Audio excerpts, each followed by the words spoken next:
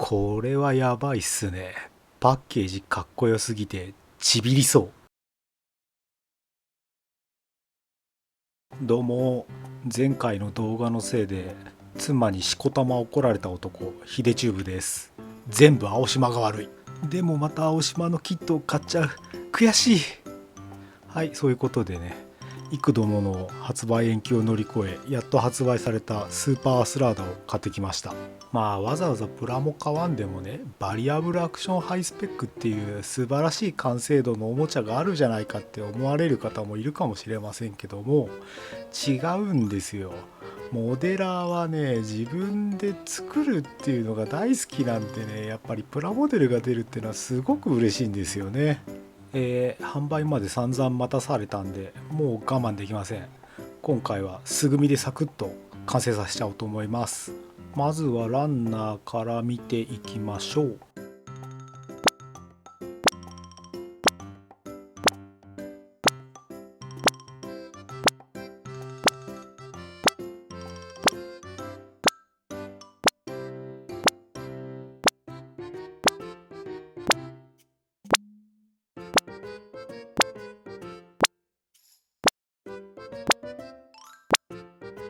いや、これ凄まじい部品数ですよ。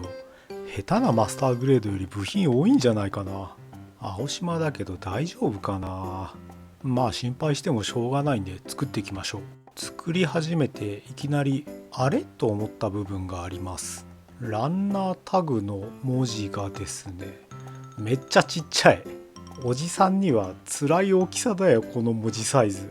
しかもこっちが M って書いてあって、こっちにね青島の A が書いてあるんで、こいつは A ランナーなのか M ランナーなのか、作っててちょっと探すのが大変だと思います。説明書通りにエンジンから組み始めましたけども、こいつ接着剤がいるキットですよね。あ、スナップフィットか。いや、そんなことはないはずなんだけど、なんか組めちゃいますね。どうなってんだろう。わからん。かと思いきや、ヘッドカバーは接着が必要なんですよね。ますますわからん。どういう狙いがあるんだ、青島。まあ悩んでもしょうがないんで、接着剤必要なところは接着しつつ、臨機応変に組み立てていきましょう。エンジンが少しずつ形になってきましたけども、ファンネルの上にカバー状のパーツがついてるんですけど、これつけちゃうとせっかくのファンネルが見えなくなっちゃうんで、後でもしかしたら付け外しできるかもしれないんで、ひとまず接着せずに進めてみようと思います。排気管周りくっつけたんですけど、これね、この段階で接着しちゃうと多分後ですごい位置決めで苦労すると思うんで、プラップラになってますけど、ひとまずこのまま置いておきます。あ、外れちゃった。これ位置決めシビアになるんじゃないかな。エンジンとリアサスユニットの結合まで行きました。ここまで来るとね、もう排気管はプラプラすることないんでほっといても大丈夫ですけど、このねリアサスとエンジンをつなぐストレスメンバーが、これ見えますかね。これの位置決めがねすごい難しくて、最初にリアサスユニット側に接着するんですけど、その状態だとプラプラなんでうまく垂直が出ないんですよね。固まるの早い接着剤使っちゃうとね、ここ位置決めほんとできなくなっちゃうんで、速乾性の接着剤は使わない方が無難だと思います。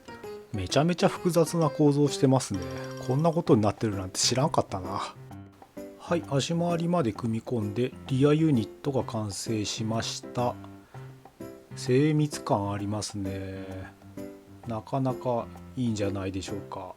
これ確か水素燃料の V12 エンジンだったと思うんですけども、この間トヨタが水素燃料で耐久レースに出てて、水素エンジンも夢の技術じゃなくなってきましたね。はい、フロントサス周りができました。こここもね部品点数多くて精密感はかなりあると思います。ユニットのど真ん中に合わせ目が出てるんで、ここはね頑張って消す必要があるかなと思います。今回は無視しますけど、見れば見るほどわけのわからん構造をしてるなこのマシンは。この部分はね一応段落ちモールドにはなってます。気休めですけどね。コックピット周りがだいたいできました。一箇所だけねすごい組むの難しいところがあって、説明書でも最後に接着しろって書いてあるんですけども、この部品ですね、はめ合いがちょっと微妙な感じなんで削ってやらないとねうまくはまらないと思います。個体差もあるかもしれませんけどね。やらかしました。ここの穴がですね多分貫通してなきゃいけないんですけども、成形不良かなんかで埋まっててですね、それに気づかずに他の部品接着しちゃってモニターが辛い位置でくっつかない。参った。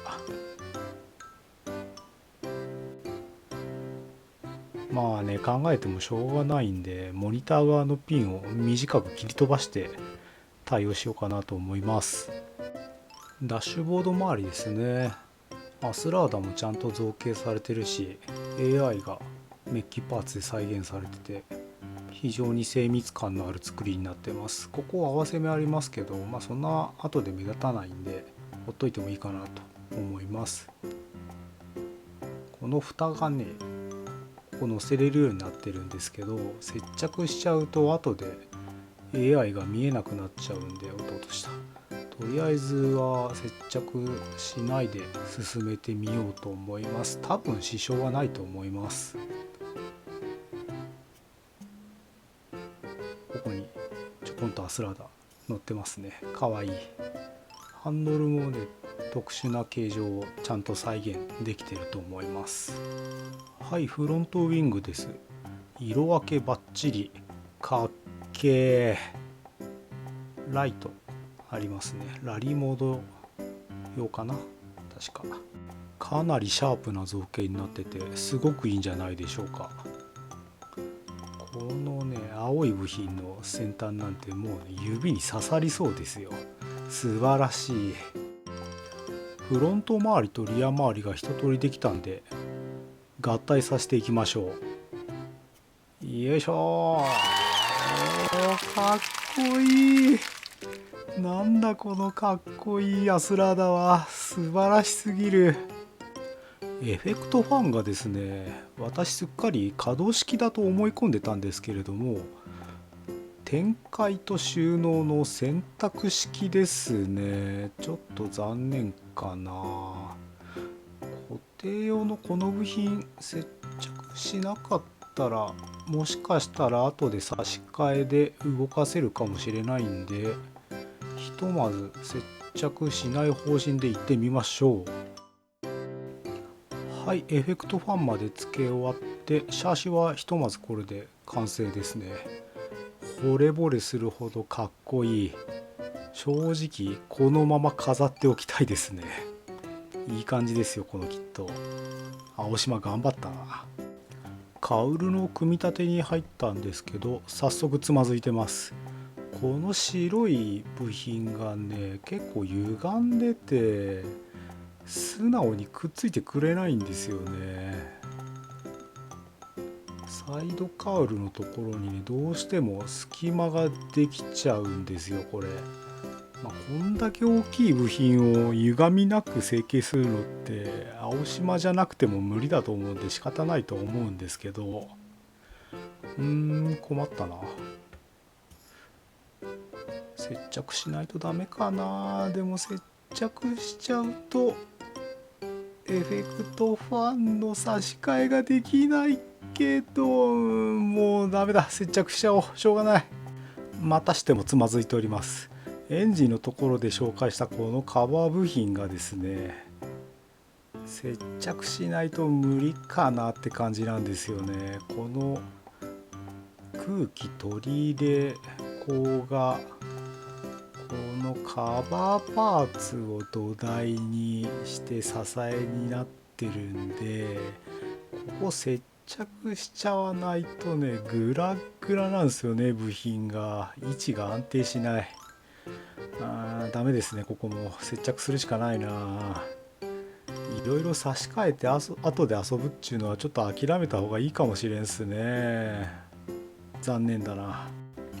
ミッションと排気管の上にブーストポットの土台パーツが来るんですけれども、こいつがねクリアランスが結構ガバガバで、後ろから見るとね隙間がこんな感じで開いちゃってて、ちょっと接着するかどうか迷いますね。接着しちゃうとせっかくの排気管パーツが後で見えなくなるんで、悩ましいですが、今回は接着なしでいきましょう。後で取り外し可能にしておきます。ブーストポットの展開と収納はこの支柱パーツで組み替えるんですけれども、後で差し替え可能かと思ったらここガバガバなんで接着しないといけないんですよね。選択式か。困ったな、悩ましいな。でも今回はブーストオンで組んでいきましょう。はい、ノーズ周りの部品ですね。ヘッドライトの中にはメッキパーツがあって立体的な雰囲気が出ております。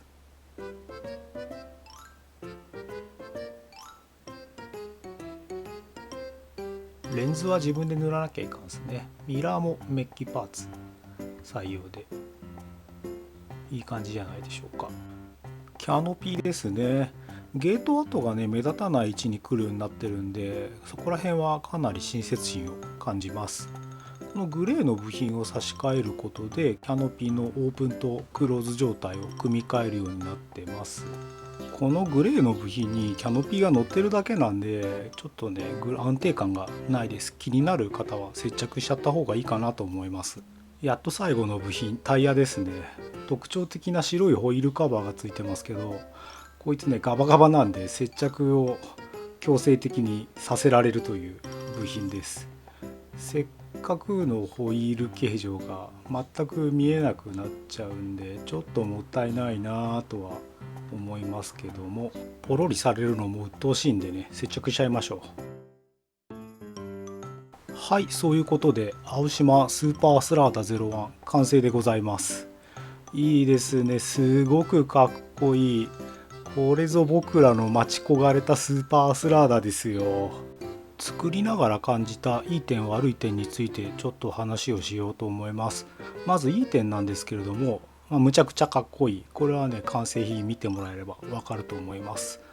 あとですね、素組みは思ったほど大変じゃないです。部品点数多いんですけれども、逆組みの防止とか結構親切心が効いててそんなに大変ではないと思います。次に悪い点ですけれども、あまりにもね立体パズルすぎますね、構造が。今回素組みなんでそんな大変じゃなかったですけれども、これをねきっちり塗装までして仕上げようとすると部品の成形だとか面の合わせとかがねすごい大変になってくると思います。もう一点はね、これと並べられる機体がないんですよね。このクオリティで作られてるキットって前作のアスラダ GSX しかないので、今後のキットの展開に期待ですかね。せっかくなんでね、過去のシリーズのキットと並べてみましょう。昔作ったニューアスラーダがあるんで、これをよいしょと。本当に同じスケールかこの2つ。おかしいだろなんか。青島さん早くリメイクしましょう。ついでと言ってはなんですが、バリアブルアクションキットも並べてみましょう。ちっせえなこいつ。よくよく見るとプロポーションもだいぶ違ってね、青島の方は結構マッシブなんですけど、バリアブルアクションキットの方はスマートな印象ですね。はい、そういうわけで青島スーパースラーダ01いかがでしたでしょうか。今回素組みでパパッと作っちゃいましたけれども、素組みでも十分な色分けされてますし、完成度がね非常に高いキットだと思います。マスターグレードみたいですね。サイバーフォーミュラ好きなら買いかなと思います。私は多分塗装用にもう1個買います。最後までご視聴ありがとうございました。ちょっとでもね参考になる部分があったよって方、是非チャンネル登録をお願いします。それではまた次回。